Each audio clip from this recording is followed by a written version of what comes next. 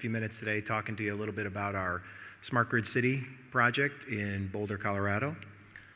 First, a little bit about Xcel Energy.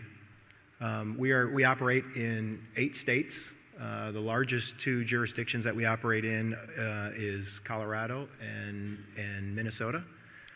We're combined electric and natural gas. We've got 3.4 million electric customers, 1.9 million natural gas customers, traditionally regulated.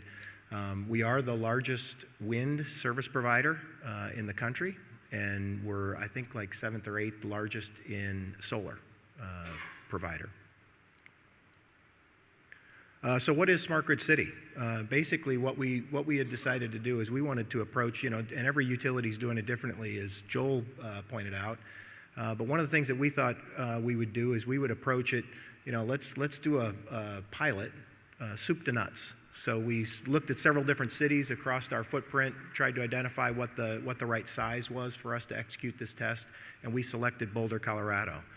And really what we were really trying to do is let's not do this in a lab, let's not do this, let's make sure we get out real customers, real transmission, real distribution, transformers, the whole soup to nuts.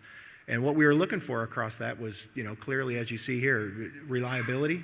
How not only could we get the reliability better than it was before, but how quickly we could recover from outages. Increased efficiency with our workforce and our assets that we have in Boulder. We were looking at conservation. How could we get to a higher utilization of renewables, as well as integrate distributed generation, where people have solar panels on their rooftops. And clearly that's the renewable power aspect, is how can we make that more broadly across and learn from that across Colorado. So what were our goals? Well, first I'd like to say that we had significant partnerships along the way with this. This wasn't just a Xcel Energy investment. We had several strategic partners along the way that made significant investments as well, not only from equipment and software and applications and hardware, but also from a consulting perspective. So it was really a true partnership across the board, because Xcel Energy wanted to prove out, what are some of the capabilities that we need to learn more about. What are some myths that we could possibly disprove about smart grid? And some of these vendors had the same challenges. They're out there trying to sell their solutions to providers across the world, and they really didn't have a pilot real world experience. So a lot of these partners stepped up. They were able to do the implementations, do the work with each other, truly a collaborative partnership in order to make this happen. So as I said before, create a demonstration site. We wanted to see what it was going to take to build the appropriate skills across our workforce, so that not only we could learn from an IT and an operations perspective, but also what it was going to take to maintain such an environment going forward. Clearly identify what the benefits were going to be going forward. So even today, several years later, we're still pulling data out of the equipment and the systems and the monitoring processes out of Smart Grid City that's going to help us make better decisions going forward. So what's our scope? I won't go through each one of these, but suffice it to say that this is truly laying a foundation for what I think a lot of us envision as a true smart grid. I think in the if you looked at the little teaser about this session, I had put together a thing that talked about distributed storage, where folks would have batteries in their homes. So you get yourself to an environment, and all of these things are fundamental capabilities that you would have to have in order to get to that point. So when you think about having a solar panel on your house, that it generates electricity. You can put some of that power back on the grid when it's sunny, but there's really no mechanism to store that power for future use.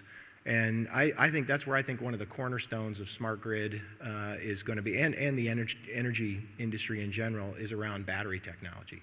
The ability to store that power that possibly your home didn't use, because when you think about the whole family's off at school and work, and you've got solar panels on your roof, you probably aren't using as much electricity in that home. So it would be great if you had a mechanism to actually store that power for future use for yourself, or even better, if the utility could send price signals to the systems at your home saying, oh, by the way, the price of electricity on the grid is excessively high right now, and you can make a lot of money by turning around and putting your solar panels, the electricity generated from your solar power back on the grid.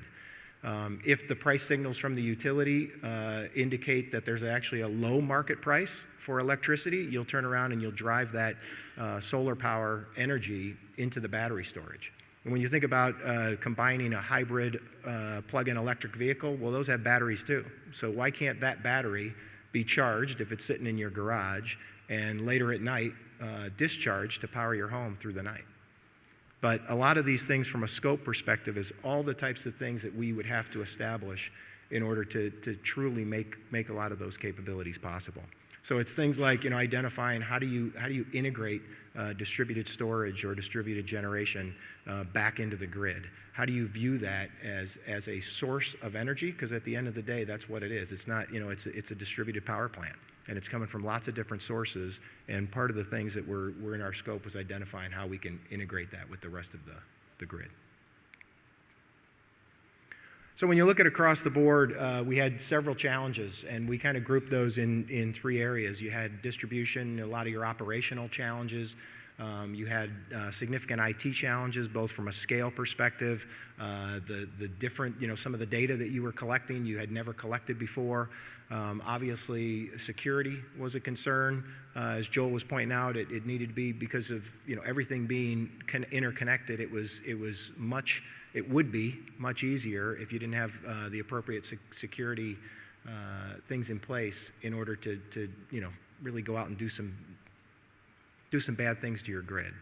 On the customer side, you know, clearly there was challenges there as well. You know, the customers were going to be faced with all kinds of new capabilities that they didn't have before.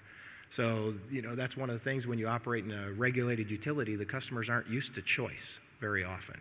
And now they've got all kinds of things from, you know, what rate plan do I want to be on? How do I operate, you know, this in-home device? Do I even want to be part of a pilot for an in-home device? There was new data that was accessible to them via online account management. That's the My Account website.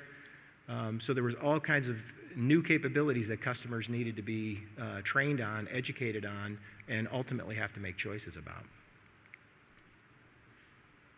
So what are the next steps from a smart grid perspective? Clearly, it's the way that utilities are going to do their business in the 21st century. I mean, this is not something, it's not a fad, it's not, you know, something that's going to go away anytime soon. It's truly about those new technologies, new applications, new business processes in order to operate differently as a utility.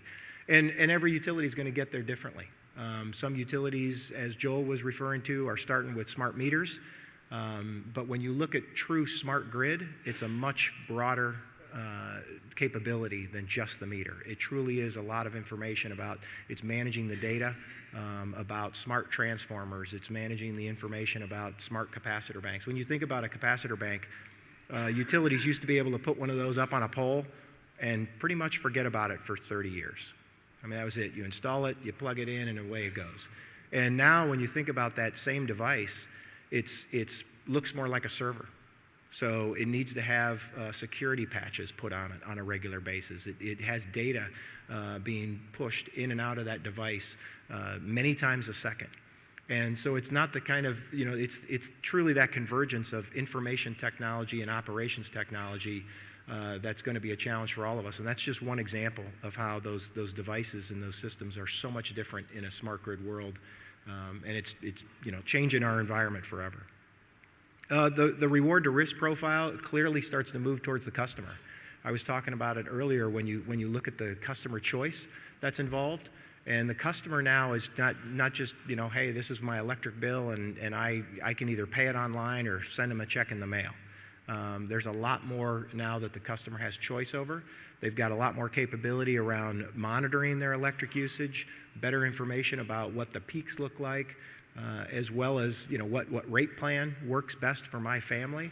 And then as you start to really advance into some of the capabilities with that distributed generation and distributed storage, there's all kinds of different choices. Well, if there's a good price signal, do I put the power back on the grid or do I put it into my storage device in my house?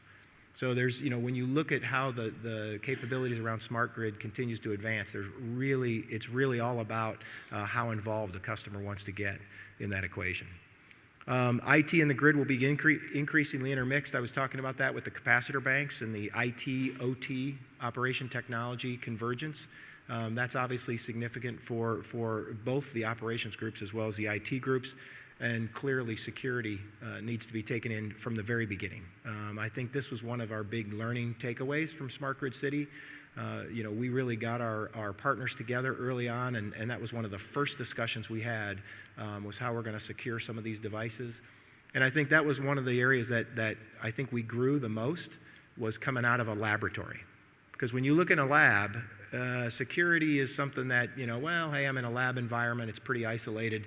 I don't really recognize a lot of the exposures. I don't really recognize a lot of the risk. But when you put it in a real world scenario, it truly uncovered some of the gaps in our partners' product lines, as well as, where we needed to look at from an entire grid perspective. So with that, we'll move on.